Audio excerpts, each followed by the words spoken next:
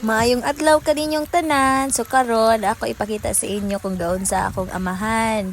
So mao na gadaro na si Papa dira kay sige na magulan-ulan ron na hapit na pud ting tanom na pud og mais. Tama na siya nang hula man na siya baka. Na ding iyang gipa flex ng iyahang tabios na kana inyong nakitaan nga magagmay mga punuan duol sa tubo. Tabios na siya, yan ang ginatanom na mo na dagko na kaluoy sa Dios gibubuan jud niya. So abot na didto sa unahan. Pero dili ni amo ang nyuta ha. Nagkuan si Papa ana ni unsay tawag ana. Unsay tawag ana nanguma.